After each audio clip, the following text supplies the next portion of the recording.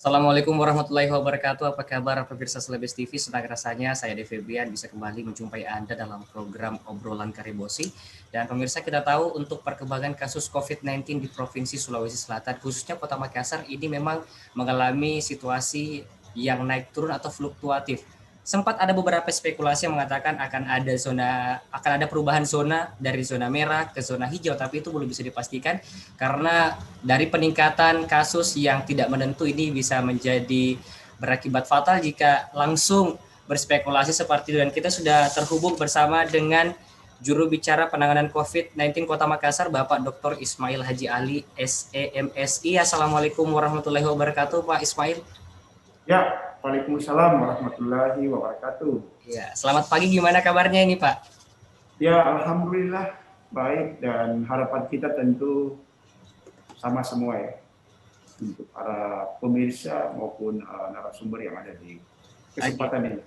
Baik, terima kasih. Sekarang kita juga sudah terhubung bersama dengan Saudari Rafika Mustakima Wardah, mahasiswi Komunikasi S2 Universitas Hasanuddin. Assalamualaikum warahmatullahi wabarakatuh, Rafika.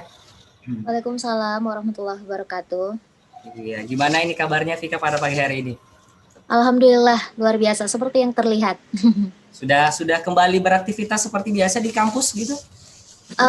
Untuk berkuliah sih belum sepenuhnya iya, cuman untuk pengurusan yang tidak bisa dilangsungkan secara online, kita datang ke kampus tapi tetap mengikuti protokol kesehatan.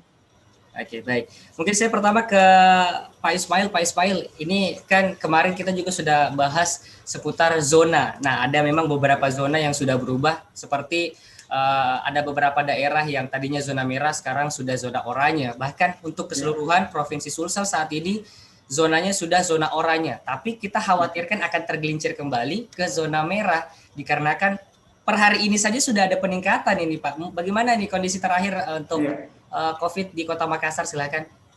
Ya, terima kasih, dan sesuai standar COVID ya. Ya.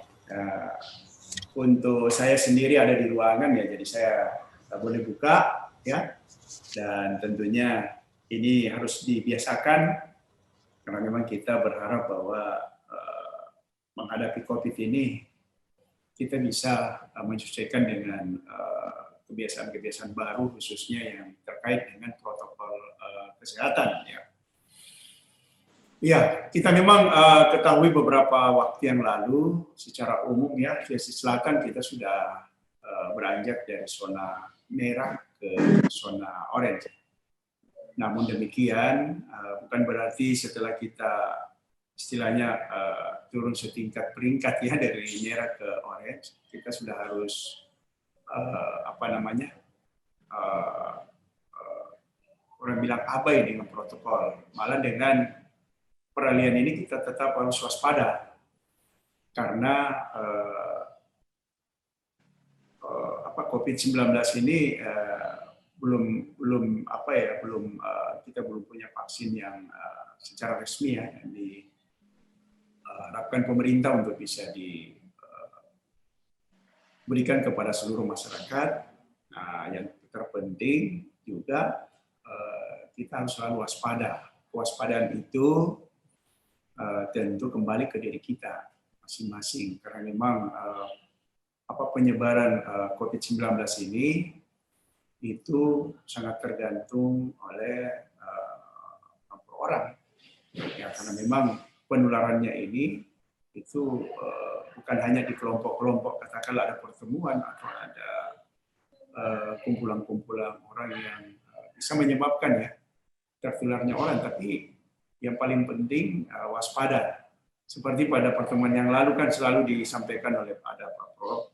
Ridwan katakan bahwa vaksin yang paling ampuh itu adalah vaksin perilaku, yang menggunakan masker dan tentunya menjaga jarak dan selalu menjaga kebersihan tangan kita ya. Dan ini saya kira yang harus kalau kita lakukan saat ini, kan kita patuh dan jangan kendor dalam pelaksanaan protokol kesehatan.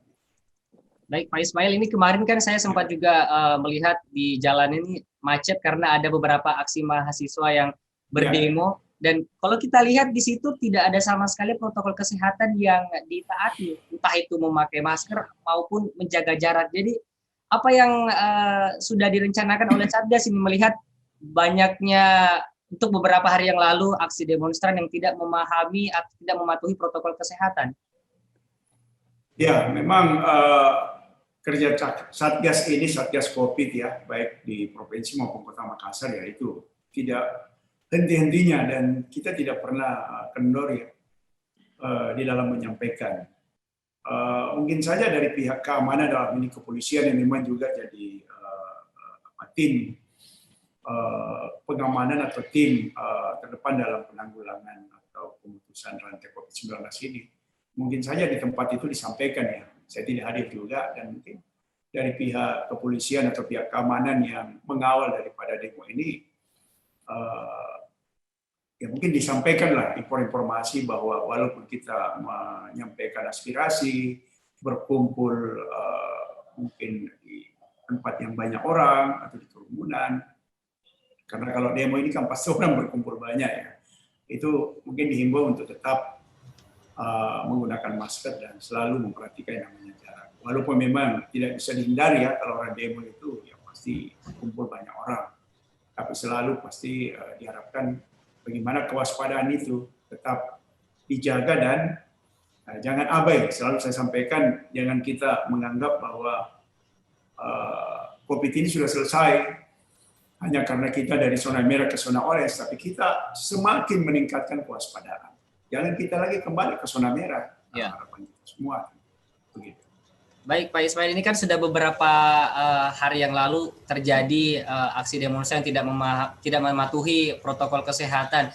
Adakah semacam sanksi gitu yang akan diberikan jika memang masih terus berlanjut tidak mematuhi protokol kesehatan? Ya, kalau kita bicara aturan ya, regulasi secara umum, ya, kita ke Makassar ya, kita punya kan Perwali nomor 51 dan 53. Di 53 itu sangat jelas di situ diatur tentang pertemuan ya. Salah satunya ya kegiatan demo ini saya kira yang perlu memang dijaga juga. Ya. Dan selalu tidak henti-hentinya kita sampaikan ya, dimanapun, termasuk pagi, siang, dan malam itu, tim justisi dalam penegakan Perwali 51 dan 53 itu tetap berlangsung dan tetap berjalan. Itu salah satu bukti, dan ya mungkin saja ada pendemo mungkin, apakah dia menuju ke tempat demo kan bisa dia lihat itu bagaimana kita punya tim justisi untuk tetap melakukan penertiban atau penegakan Perwali untuk tetap masyarakat bisa mematuhi yang namanya protokol kesehatan.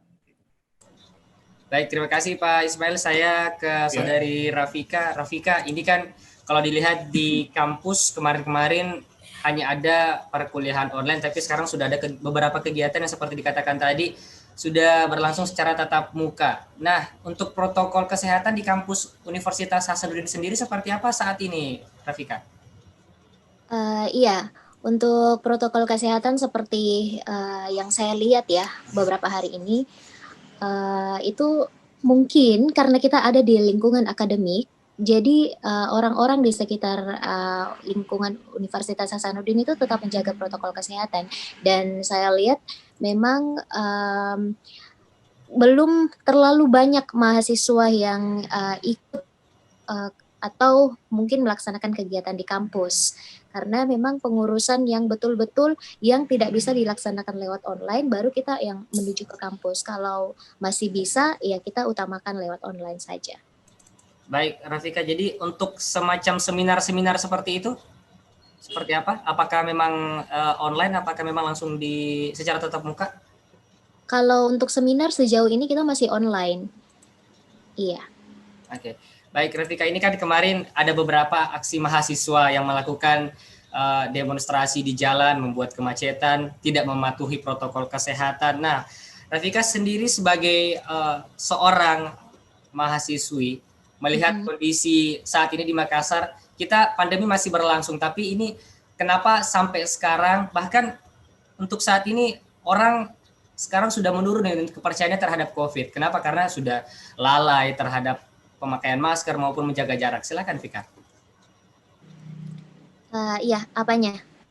ini dari mahasiswi apa yang bisa Anda sampaikan, karena kalau dilihat mahasiswi ini sekarang banyak yang tidak percaya dengan COVID ini. Silakan. Iya, sebagai, kaum akademisi ya, harusnya tetap mematuhi protokol kesehatan karena, meskipun melakukan aktivitas, misalnya demo seperti yang dikatakan, presenter tadi ya, misalnya, melaksanakan demonstrasi, harusnya tetap, protokol kesehatan karena demo, kalau saya bilang demo adalah mengungkapkan aspirasi yang juga menurut saya cukup penting untuk dilakukan. Iya. Terus, menjaga protokol kesehatan seperti anjuran pemerintah menjaga jarak, menerapkan physical distancing atau menggunakan hand sanitizer mungkin ataukah, memakai masker itu juga adalah hal yang penting dan tidak bisa kita, anggap, enteng. Kalau saya sih, kalau bisa dijalankan berbarengan kenapa tidak gitu, karena demo juga merupakan hal yang penting menurut. Iya. Baik Vika, jadi setujukah Anda jika ada mahasiswa yang melakukan aksi demonstrasi dan melanggar protokol kesehatan diberikan sanksi? Oh tidak, maksudnya, saya tidak setuju dengan perilaku mahasiswa yang, melaksanakan demonstrasi tapi tidak menerapkan protokol kesehatan.